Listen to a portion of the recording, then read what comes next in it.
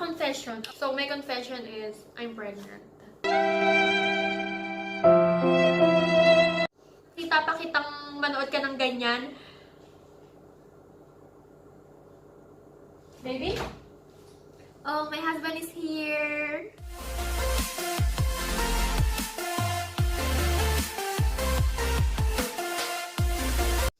Hey guys, good afternoon. Nandito ako sa toilet, mag-aayos tayo ngayon dahil meron kaming lakad ni Mr. with baby, of course. Kahapon, nag-message si Mr. sa akin. Ang sabi niya sa akin, baby, I have surprise for you tomorrow. Sabi ko, ano kaya yun? Eh di pag uwi niya, pagdating niya dito sa bahay, tinanong ko, sabi ko sa kanya, ano yung surprise mo? Tinanong ko siya, sabi ko sa kanya, ano yung surprise mo? Sabi niya, I will buy you tripod. Dapat daw, kahapon, bibilan niya na ako ng tripod, kaya lang yung market sarado na. Kasi anong oras na tapos yung work niya? March 27, nag-order na ako sa internet. Sabi ko kay Mr., mag-order ako ng tripod sa internet. Sabi niya, okay, tumingin ka sa Amazon, kasi sa Amazon, legit. Tapos madali lang dumating. So, tumingin ako sa Amazon. Pagtingin ko, ang mahal, namamahalan ako, eh merong namang mura, bakit hindi natin pipiliin yung mura, di ba? So, tumingin ako sa Wish. I don't know if you know that app, pero yung Wish, ano yun, para siyang Lazada, para siyang AliExpress, ganun. And then, umorder ako doon, 3 tripod yung in-order ko, March 27. Then, sabi sa akin ni Mr. Baby, wag ka nang umorder. Sabi niya, pag after ng quarantine, tsaka na tayo bibili ng tripod. Much better nang umorder ngayon, kasi sabi ko, para by June, bago ako pumunta ng Pilipinas, ay yung plano, di ba? Pupunta dapat ako ng Pilipinas. Sabi ko, bago ako pumunta ng Pilipinas, meron na akong tripod. Kaya lang, ang nangyari, until now, hindi pa rin talaga dumadating yung tripod. Itong tripod na to, I don't know kung pang ilan ko ng tripod, yung lagi ako nasisiraan ng tripod talaga. Hindi talaga ako matiis ni Mr. Talagang bibilhan niya pala ako ng tripod. By the way, may nag-comment pala sa akin, tinatanong kung anong nangyari na daw sa mukha ko after ko gamitin yung product na SVR, etong product na to. At saka eto. At first, honestly, siguro yung mga first 3 to 4 days, hindi ko talaga siya nagustuhan. Nung ginamit ko siya, guys, happy ko sa inyo, ang dami ko ng tagyawat, diba? Lalo pang dumami yung tagyawat. Hindi ako tinatagyawat sa part na to, pero nung ginamit ko yung SVR, talagang tinagyawat ako dito, sa ganito ko, ang dami, grabe. Nandidiri ako, sabi ko nga kay Mr. Baby, sabi ko, ang daming tagyawat. Sabi niya, mag-antay ka lang, sabi niya, mag-antay ka lang ng 1 week or 2 weeks, baka doon lumabas yung, yung resulta. Mga 10 days na akong gumagamit. Napansin ko guys, nawala-wala yung mga tagyawat ko. Although meron pa naman, hindi pa siya 100% na nawala. Andyan pa rin yung iba. Nag-hello-hello pa rin sila. Pero napansin ko, yung face ko nag-smooth. Yung parang, alam niyo, parang ang fresh. Na parang kahit hindi ko na kailangan magpulbo. Parang ang bright lang ng mukha ko. Ayun yung napansin ko sa yung ginamit ko yung SVR na yan. But other than hindi pa rin nawala yung pimples ko. I still have pimples pero hindi na ganun kadami. Pawala na siya. Hopefully mawala na. Wag na daw akong magluto ng dinner kasi kakain kami sa labas. Nagkikrave ako sa KFC. Baka kumain kami sa KFC. Or baka magpa-take out na lang ako kasi magmumukbang kami. Dahil nagtanong ako sa Instagram ng mga question and na-receive ko na yung mga question nyo. Sasagutin natin yung mga tanong nyo. So, with hubby. Abangan nyo yun guys. And spray lang tayo neto. Malaki yung tulong neto sa buhok ko. Ano siya? Para siyang, ang bango niya, in fairness, sobrang bango niya. Tapos, pag ini-straight ko yung buhok ko, pag pinaplansya ko, talagang, alam mo yung parang bagong reban, tapos ang soft-soft niya. Para sa akin, ha? And bala kong mag-bangs. Nung nakaraan, nagnood ako ng mga old videos ko. And nakita ko doon, nakabangs pa ako. Sabi ko, hala, nakakamiss naman mag-bangs. Sabi kong ganun. Parang gusto ko ulit mag-bangs. So, that's my look. Hindi pa ako nagli-lipstick, guys, kasi kakain ako. And kagigising lang niyarin, pakakainin ko muna siya. Nagugutom ako. Parang ako nahihilo sa gutom. Ano yung pakiramdam na gutom ka na. Pero, expired pa yung yogurt. Teka, maghanap muna tayo ng hindi expired, guys. Ano na, expired ka na ba? Ay, hindi. Hindi pala siya expired. Sa ano pa siya ma-expired? Sa June. And it's still May pa lang naman ngayon, honey. Huwag kang ano dyan. Huwag kang pumupunta sa future. What? Check it. Yeah. Andito na si Mr. And kuha lang ako ng jacket ni Yaren. What do you like? This one. And sabi ko kay Mr. magmumukbang kami. Sabi niya, ano yung mukbang? Hindi ko rin alam kung paano kayo explain ko ano yung mukbang. The door is closed? Okay, closed na siya. Do you have my passport?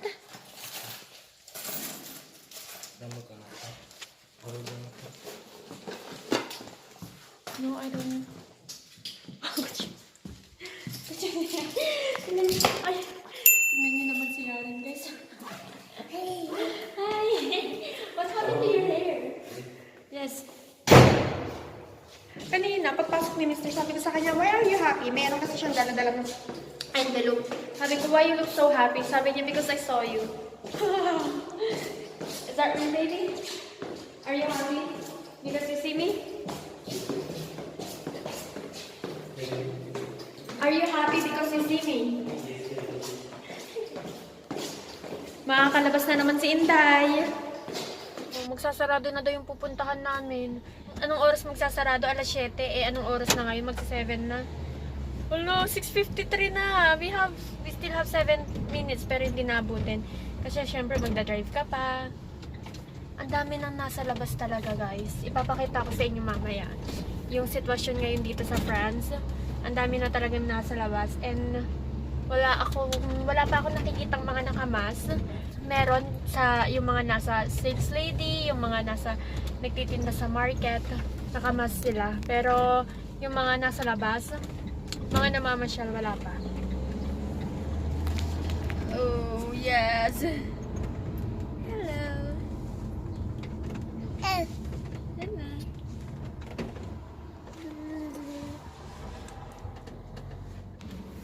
So, naglagay ako ng mask and si Yaren gusto niya rin maglagay.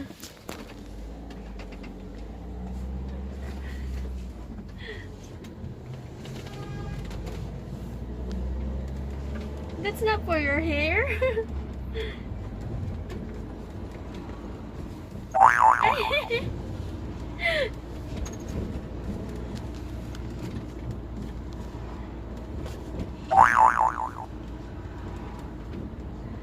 Good job, Yaren. Yaren.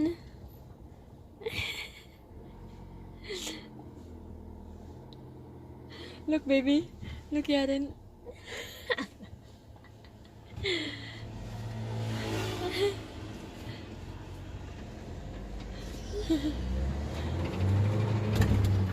Hindi ako makahinga. Andito na kami and hopefully hindi siya magsara. Nagpa-park na lang si Mr. Sabi ko hindi naman magsasara yan. Sabi ko 7 ang sara eh. Anong oras na ngayon?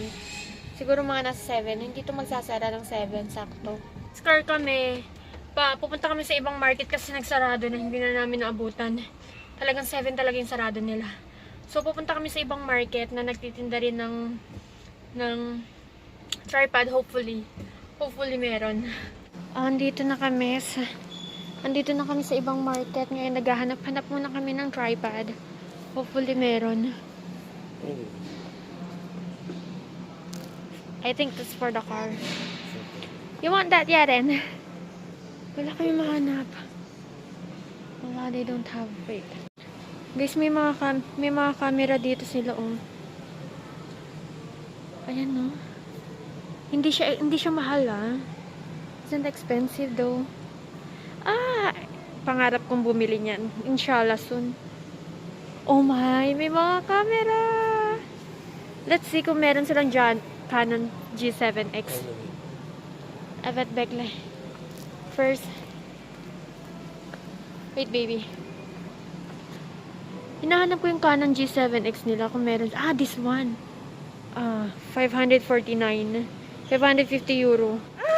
You're Yaren. Don't touch that. I think I appreciate it. ito yung pinili ko, guys. Kasi maganda to. Meron akong ganito sa Turkey. Maganda yan. And ang gaganda ng mga tripod do. Meron akong in-order na ganyan sa Wish. Ay na lang yung aantayin ko. Grabe, sobrang init na. Ang init niya na guys, ang init niya na. Bumili lang kami ng tripod. Ito yung tripod na malaki. And, straw. Bumili kami ng straw para sa mga milkshake. So, buksan na natin yung tripod.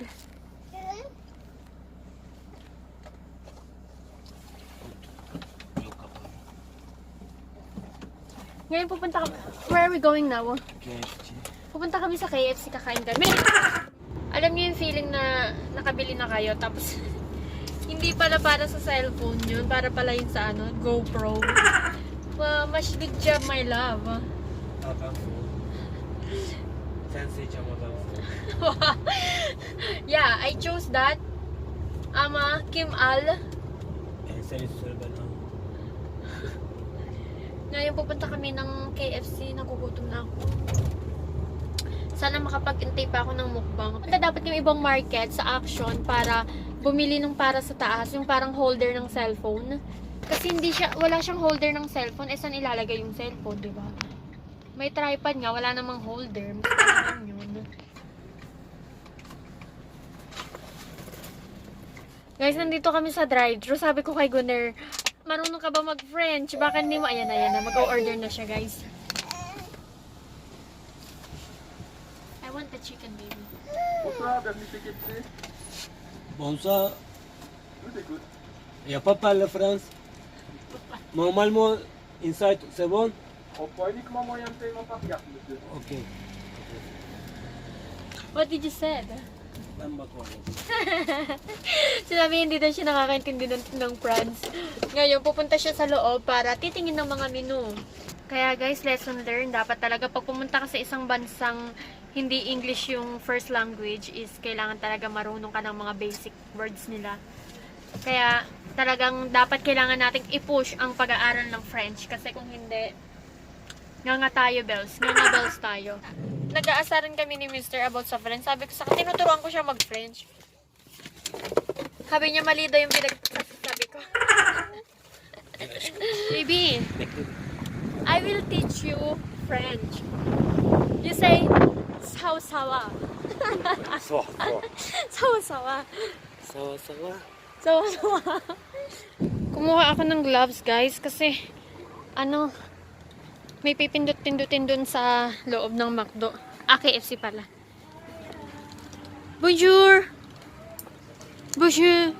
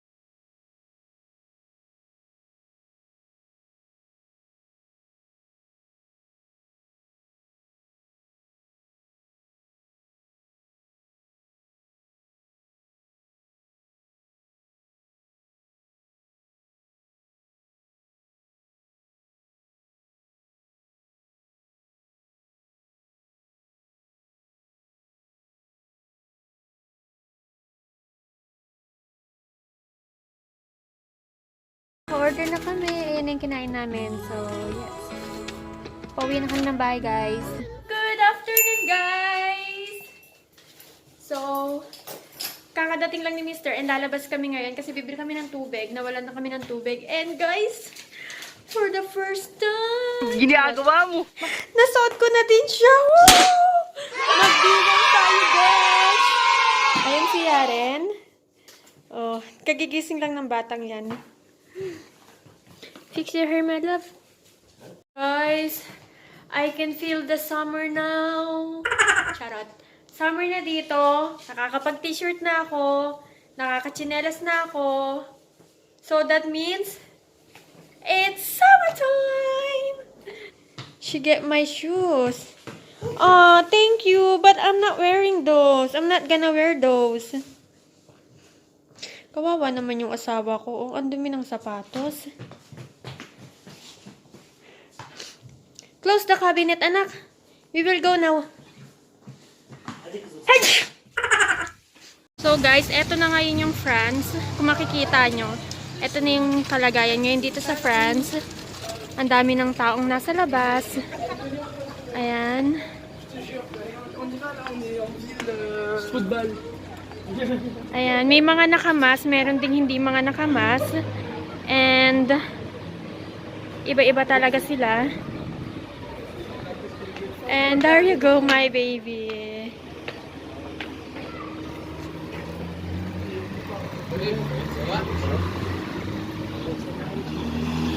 Guys, so eto na yung kalagayan dito ngayon sa France. Ang dami nang lumalabas.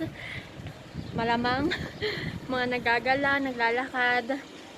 And ayun yung mag-ama. And guys, napansin ko pala. 'Di ba guys, sa Pilipinas, you stay here. 'Di ba sa Pilipinas, nakakapagsuot yung pwede kang lumabas ng naka-short ka. You can wear anything you want. Dumating ako ng Turkey, dun sa lugar namin, wala ka talagang makikitang naka-short, naka-sleeveless, or kita yung mga balat. So ako, para akong nagulat, ganyan. And then, para akong nagulat na yung mga nasa paligid ko lang is mga naka-hijab, naka-long sleeve, mahaba yung damit. Talagang wala ka makikita mga balat. And then, so ako, nakasanayan ko nun. So, ako, nasanay ako doon. Tumawid kami. Sabi ni Mr. bilisan mo baby, bilisan mo. So, tumawid kami. So, ayun na nga, nasanay ako doon. Baby, slabash. So, nasanay ako doon na wala akong nakikitang mga babaeng sexy, mga babaeng magaganda. Dumating ako dito guys, gulat ako. Diyos ko po, ang mga suot nila, kita mga singit. Sabi ko, oh my God, parang ako na-shock lang. Parang hindi ako sanay. Sabi ko, bakit sila nagsusuot ng ganun? Naalala ko, nandito na pala ako sa Europe. So yeah, welcome to Europe. Eto na talaga, reality na talaga to. Siguro nagulat lang ako, syempre, after 2 years din na sa Turkey, walang nagsusuot ng mga ganun. So, nagulat lang ako. Ang gaganda ng mga babae dito. And I feel like I'm also in the Philippines kasi same lang sila ng kung paano manamit. Ganun din manamit sa Pilipinas. Pero mas liberated ang mga damit dito. Mas liberated yung mga suot nila dito. Which is, na-shook ako ng bahagya.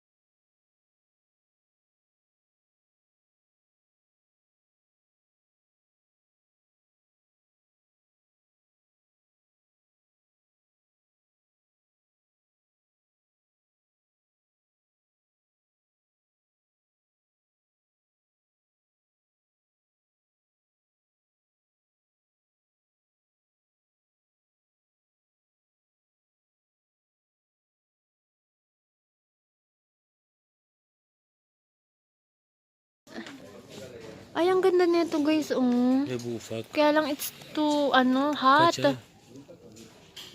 Ang ganda niya. Kaya lang maliit. Tapos, ay, sorry, anak. So, nagtingin-tingin kami ng mga kung anong makikita. Etong mga short na pang bata, kasyang-kasya sa akin. Diyos ko po, ano ba? Bata ba ako? Ay, Daddy, why did you remove that? Because it's hot. Ay, ang cute. That's cute.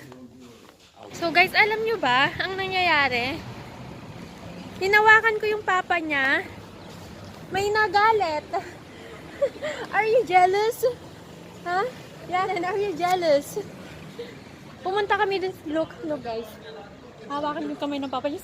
Si ayaw! Ayaw niya. Wait. Yung ano. Come on, baby. Look! Ayaw niya, nagsiselo siya. Ang puti naman ang mukha ko. Ano to? Kanina pa ako naglalakad ng maputi ilong ko. Pumunta kami dun sa isang market kasi tumingin kami ng tsinelas. Kung wala na akong tsinelas sa loob ng bahay, napigtal. Wala naman silang tindang tsinelas.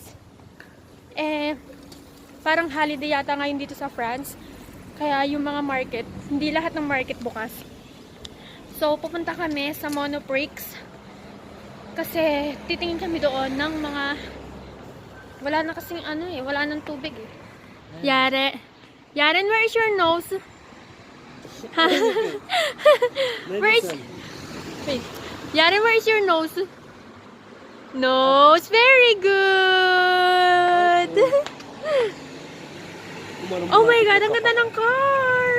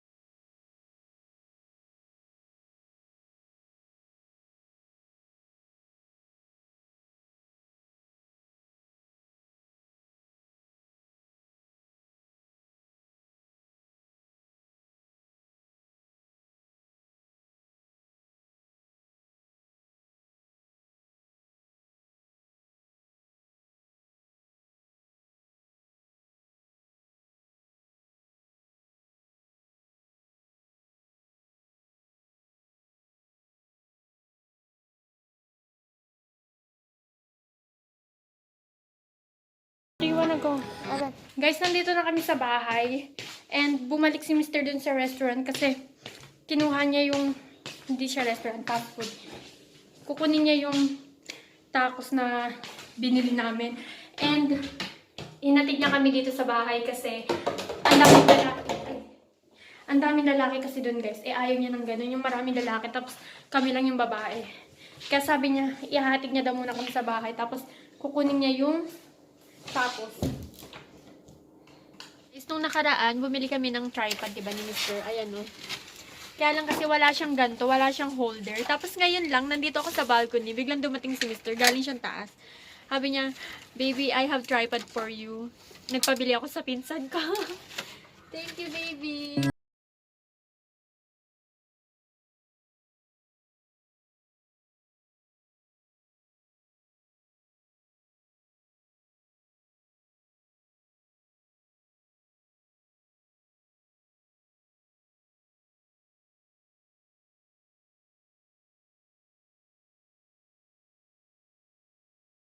Yes, I have tripod na.